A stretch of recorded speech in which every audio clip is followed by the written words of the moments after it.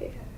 So I guess for parents, there's always the question of when should we get help, isn't there?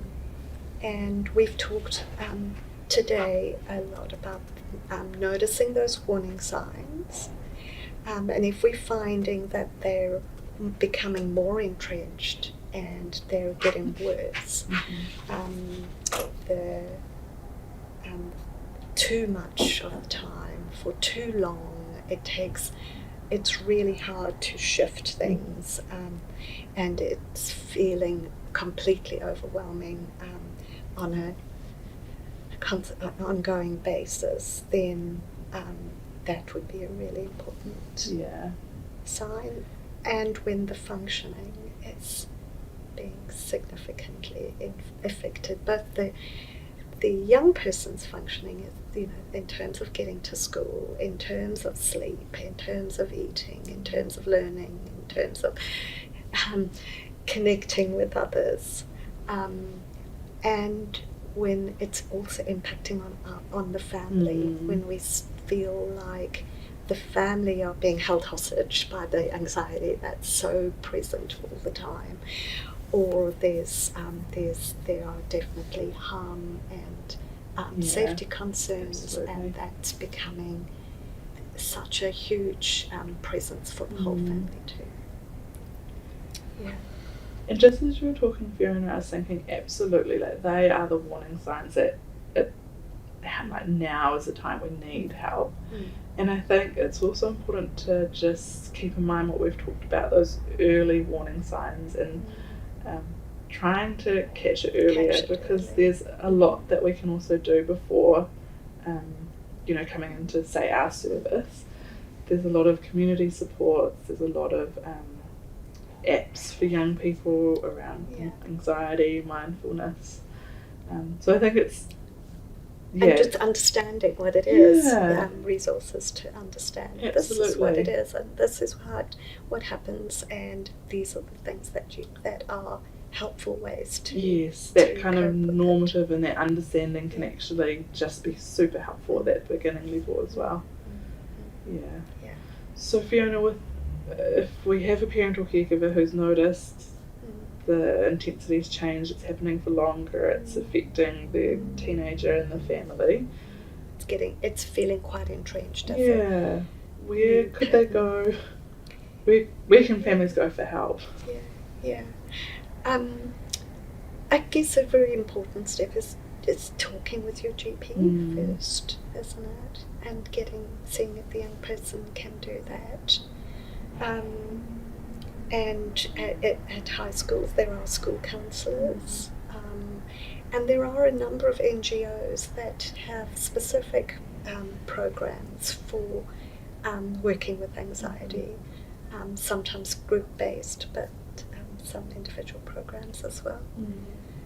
Those would all be options. I think the GP holds a lot of that knowledge, don't they?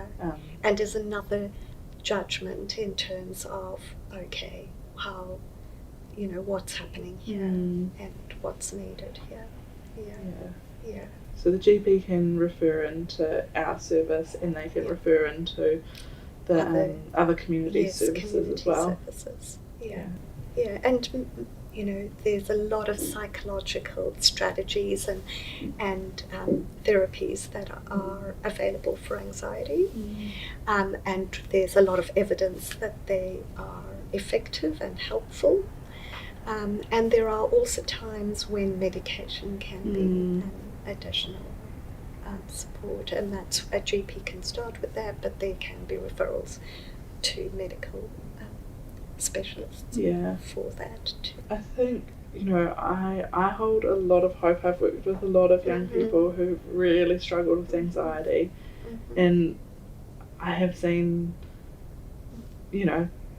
people got to a point where anxiety is not a big part of their life anymore, And other people who anxiety can still be a big part, and they've never, they've got the tools and they can navigate life. It pops up from time to time, but they know that and they pick it up really quickly. Absolutely. So get to a point where it's not as big. And I think I really like that weather analogy. You said that the storms still come, and they come for all of us. Yeah.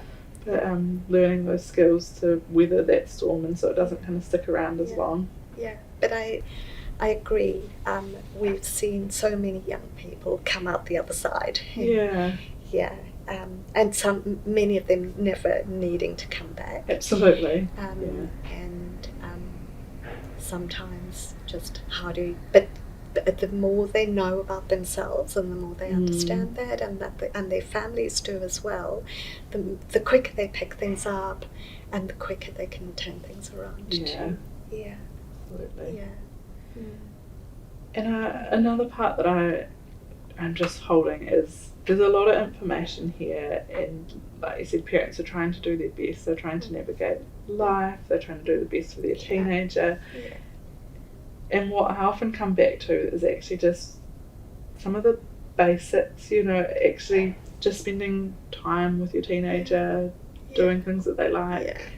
That relationship stuff is just so important.